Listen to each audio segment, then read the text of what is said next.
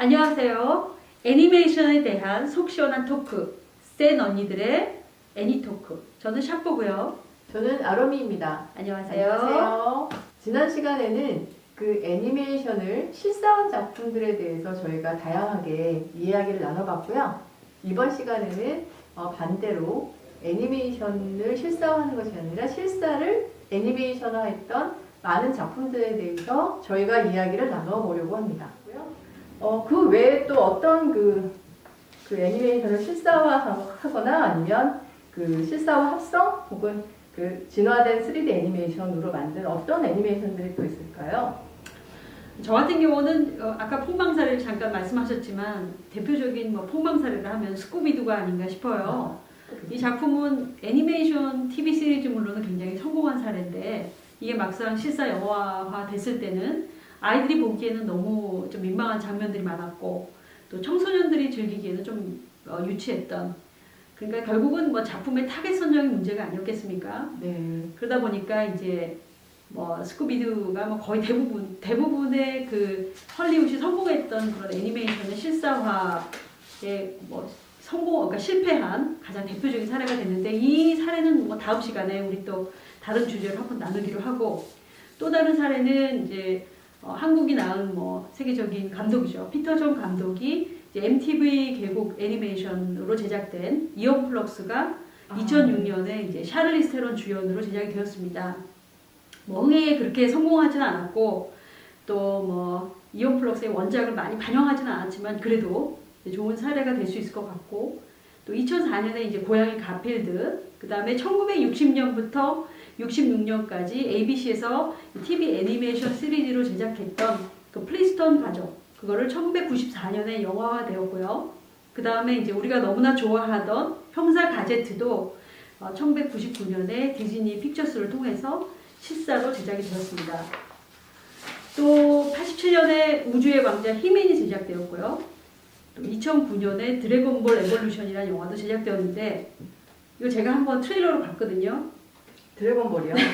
정말 아니었습니다. 헐리우드이 절대 제작하면 안 되는 그런 그 일본 소재 애니메이션들이 좀 있죠. 정말 아니었습니다. 충격받았어요, 저는. 어떤 점에서 그렇게 실망하셨나요? 드래곤볼 자체가 가지고 있는 그 애니메이션에서 보여주는 그 러프한 그런 특수 효과를 헐리우드의 화려한 그 영상 기술로 표현이 되니까 훨씬 드래곤볼적인 느낌이 안 났고, 일단 주인공들이나 조연들이 다 외국인들이다 보니까 드래곤볼이 가지고 있는 어떤 그런 오리지널 맛이 나지 않았던, 하여튼 되게 복잡하게 설명이 돼야 되는 네. 별로 효과가 그렇게 좋지 않았고요. 또 이제 또 다른 사례는 정글북이나 뷰티 앤 더 비스트를 영화한 작품이 흥행에 일단 성공을 했고요, 최근에. 그리고 아까 라이언킹 언급하신 것 같이 라이언킹, 알라딘, 또 아기 코끼리 덤보와 같은 디즈니 영화들이 실사 영화로 제작되기 위해서 이제 출시를 기다리고 있는 중이고요. 저 아기 코끼리 덤보도 제가 정말 좋아하는 캐릭터고, 이번에 이제 그 캐릭터 이미지가 하나 나와 있는데 너무 사랑스럽게 묘사가 돼서 그렇죠. 참 기다리고 있는 작품입니다. 근데 또 한편으로는 이렇게 지금까지는 이제 애니메이션이 이제 실사화되면서 혹은 이제 실사와 이렇게 합성된 어떤 영화들이 나오면서 그 표현이 된 이런 사례들 지금까지 봤는데요. 이제는 그 실사가 애니메이션화된 이런 사례들도 많이 있는 것 같아요. 많습니다. 예를 들면 또 어떤 작품들을 저희가 얘기해 볼 수 있을까요? 제가 조사한 바는 거의 대부분 이제 헐리우드에서 1980년대와 90년대에 이르는 제작물들이 대표적인 사례라고 할 수 있습니다.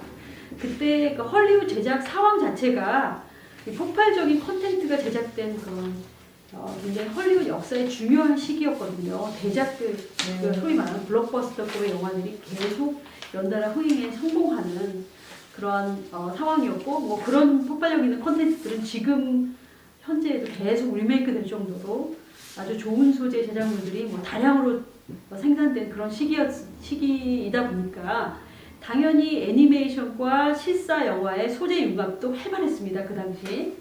그러나 이제 특이한 점은 극장물로 제작된 실사 영화들이 애니메이션으로 제작됐을 경우에는 TV 시리즈물로 제작됐다는 것이 대부분의 이제 고정된 사례들이었는데요. 예를 들면 이제 97년부터 2001년까지 제작된 이제 시리즈물 맨 인 블랙 있고요. 그 다음에 이제 스타워즈 같은 그런 작품들이 있고요. 그 다음에 1984년에 제작된 고스트 바스터즈, 그리고 라이언 킹의 아쿠나 마타나를 불렀던 티본 앤 쿰바가 1994년에 티본 앤 쿰바로 독립적인 그런 TV 시리즈물이 제작되었고, 그 다음에 1985년에 제작되었던 백투더 퓨처 같은 경우는 1991년부터 92년에 이 또한 TV 시리즈 애니메이션으로 제작되었습니다. 그리고 짐 캐리와 카메론 디아즈를 헐리우드 최고의 스타로 도약하게 만든 1994년에 출시된 영화 마스크도 그 이듬해 1995년부터 97년까지 애니메이션 TV 시리즈물로 제작이 되었고요. 그리고 배트맨도 워너 브로더스를 통해서 1992년부터 95년까지 TV 시리즈물로 제작이 되었습니다. 엄청난 이 외에도 그 당시에 그 액션 히로물들이 거의 대부분이 다 TV 시리즈물로 제작이 되었다고 해도 과언이 아닙니다. 예전에 소위 이제 원소스 멀티유즈 이런 얘기 한참 유행했을 때 사실은 히트한 어떤 작품이나 캐릭터가 있으면 대부분은 이제 TV 애니메이션 시리즈로 거의 많이 만들고 했던 것 같아요. 근데 국내 사례 같은 경우는 성공한 영화를 가지고 애니메이션으로 만들었거나 애니메이션 소재를 가지고 영화로 만든 사례는 그렇게 희박하죠, 그죠? 네. 제가 기억나는 홍길동 그 정도 되지 않을까. 최근에 그 웹툰을 소재로 한 그런 드라마나 실사 영화들은 굉장히 활발한데요. 애니메이션 제작물로 만들어진 게 있나? 아무튼 1980년대와 90년대 엄청나게 쏟아진 그 TV 시리즈 애니메이션물은요, 다량의 그 하청 제작물로 한국 제작사들의 이제 배를 불려왔죠. 당시에 저희가 그 당시는 또 한국의 순수 제작물들이 이슈가 됐던 그런 시기였는데, 당시 제 기억에 우리가 제작사를 방문하면 항상 제작사 대표님들이 밀려나는 그 엄청난 제작 물량을 가지고 한국 순수 제작물들을 어떻게 해야 할지, 사업적 가치가 너무 차이가 나니까요. 갈등했던 그런 기억이 납니다. 저희가 애니메이션은, 한국 애니메이션은 좋았던 시절이 한 번도 없었던 것 같아요. 어떻게 생각하십니까? 좀 아쉽게 생각합니다. 아무튼 이게 소재의 그런 융합 이런 것들은 다만 그런 영상 제작물뿐만이 아니라 우리가 잘 알고 있는 디즈니의 사례에서도 볼 수가 있습니다. 그런가 하면 실사와 애니메이션을 통합한 작품들 많이 있는데요.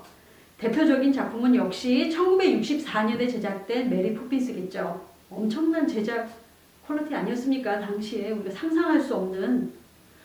그 다음에 이제 스폰지밥스에도 그 실사 해적이나 다이버들이 등장을 하고요. 그리고 1996년에 마이클 조던이나 벅스 버니가 등장했던 스페이스 잼이 있었고, 인찬티드라고 해가지고요. 한국어 제목으로는 마법에 걸린 사랑이라는 작품으로 2008년에 제작되었고, 제가 개인적으로 생각하는 가장 대작은 역시 1990년에 제작되었던 누가 로저 레빗을 모함했나가 아닌가 싶습니다. 자, 아루미님께서 기억나는 작품들은 어떤 것들이 있나요? 말씀해 주시겠어요? 네, 저는 약간 최신작을 한번 얘기해 볼까요? 굉장히 엽기적인 제목의 애니메이션 너의 췌장이 먹고 싶어 라는 작품이 최근에 있었죠. 저는 일단 작품을 보고 너무 쇼킹했다가 영화를 보면서 이렇게 눈물을 막 흘리게 됐는데, 그 작품은 사실은 어떻게 보면 굉장히 영화적이지 애니메이션적이야? 라고 하는 소재는 아니었던 것 같아요. 그러니까 원래 원작은 그 16년에 영화 베스트셀러 단행본 픽션 부분에서 일본에 1위를 했던 그 너의 췌장이 먹고 싶어 라는 이제 소설인데, 이것을 처음에는 영화로 만들었고 그 다음에는 애니메이션 이제 극장판으로 만들었죠. 사실 굉장히 제목과는 달리 아주 그 순정과 그 첫사랑에 대한 그 로맨스에 대한 그런 잔잔한 감동이 있는 그런 영화였거든요. 그래서 영화는 굉장히 그 유명한 일본을 대표로 하는 그 초보와 배우진들이 출연을 했고, 원작에는 없었던 영화만에만 있는 12년 후의 모습과 과거와 현재 이런 것들을 오가는 식의 교차 편집을 통해서 원작 소설과는 조금 더 차별화된 재미를 주었고 굉장히 많은 사람들이 그 영화를 즐겼습니다. 그리고 이제 애니메이션으로 또 동일하게 그 영화가 애니메이션 무비가 만들어졌는데 그 원작자인 스미노 작가는 굉장히 애니메이션 무비를 만들 때 많은 그 개입을 해서 얘기를 하고 대화를 나누고 하면서 애니메이션 영화를 제작을 했었다라고 합니다. 한국에서도 같이 개봉이 됐었죠. 근데 이제 스미노 작가는 그 원작 소설이 이 세상과 자기는 어딘가 이어져 있는 것 같다. 그래서 원작에 나오는 나와 그 여자 주인공인 사쿠라는 마치 자기는 이 세상에 어딘가에 이미 살고 있는 것 같다. 그래서 다른 미디어로 그 둘을 표현을 했을 때, 아, 진짜 나와 사쿠라가 그것을 했을 때, 좀 별로네. 이건 내가 아니고 이건 사쿠라가 아닌데? 라는 생각을 갖고 느끼지 않기를 본인은 바랬다. 그래서 마치 이 세상 어디에 있는 그 진짜 그 두 명에게 당당하게 보여줄 수 있는 애니메이션 영화를 만들고 싶어서 원작자로서 그렇게 많은 개입을 했다라고 하는데 저는 약간 이런 부분이 그 헐리우드 애니메이션, 미국의 애니메이션과 좀 일본의 애니메이션들의 어떤 정서적인 약간 차이가 있는 것 같아요. 작가주의에 기반하죠. 네, 그래서 일본 애니메이션은 마치 그 주인공들이 실제 살아있고 뭐 거창한 애니메이션적인 판타지나 이런 묘사보다는 그 캐릭터에 대한 어떤 진정성 뭐 이런 것들을 훨씬 더 이렇게 집중하고 묘사를 하는 것 같습니다. 네, 맞습니다. 아 그리고 그 또 하나 작품이 막 생각이 나는데요. 이제 넷플릭스가 2017년에 미국판으로 리메이크한 데스노트입니다. 데스노트를 보셨나요? 저는 데스노트 실사 영화로 봤고 애니메이션은 보지 못했어요. 네. 그래서 누군가 데스노트를 보면서 몰래 이제 뭐 마음에 들지 않는 사람의 이름을 공유해 그 노트에 한번 끄적거려 보신 경우들도 있을 것 같은데 이것들을 비교해 보는 게 굉장히 재밌을 것 같아요. 넷플릭스의 실사 영화는 그 주인공 라이토가 아니라 라이트로 나옵니다. 예, 이제 서양 사람들이죠. 됐군요. 네네. 그리고 원작은 데스노트를 만진 사람은 소유자가 아니어도 사실을 볼 수 있어요. 그렇지만 넷플릭스의 데스노트는 데스노트의 소유자만이 그 사실을 볼 수 있는 형태로 약간의 설정들을 바꿔서 제작이 되어 있습니다.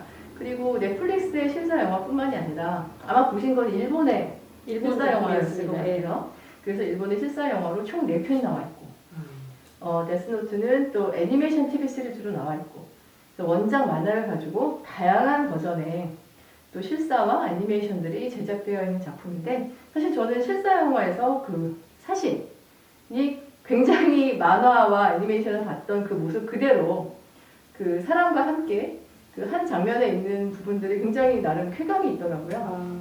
예, 그래서 그 애니메이션들을 이제 실사로 연출했을 때 어느 정도는 굉장히 그 효과적인 물론 이제 스토리라든지 이런 것들이 더 임팩트가 있었나 만화가 어떤 것들을 잘 살려냈나라는 여러 가지 논란이 있지만 이런 것들을 또 자기 나름대로 이렇게 비교해 보면서 뭐 실사화된 애니메이션 혹은 뭐 정통 애니메이션 아니고 그 원작의 만화 이런 것들을 함께 한번 비교해 보면서 즐겨보는 것도 즐거운 시간이 되지 않을까라고 생각을 합니다. 이번 시간은 실사와 애니메이션 간의 소재 융합에 대해서 우리 나눠봤습니다.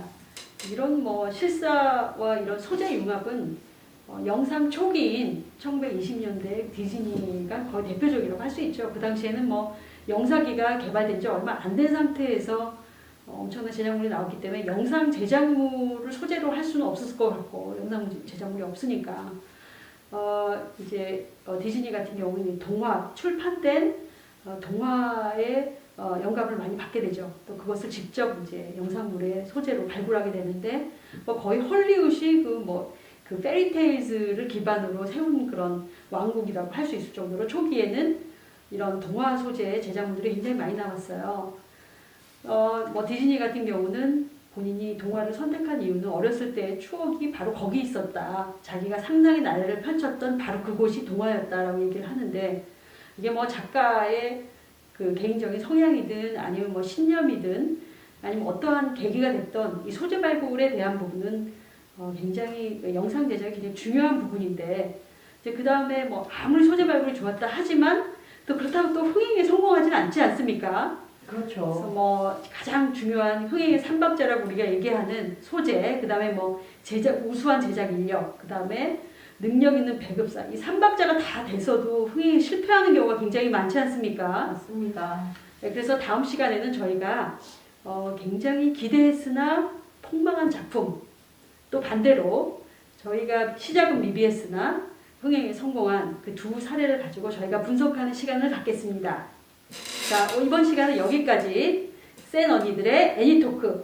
저는 샤코고요. 저는 아롬이었습니다. 감사합니다. 감사합니다.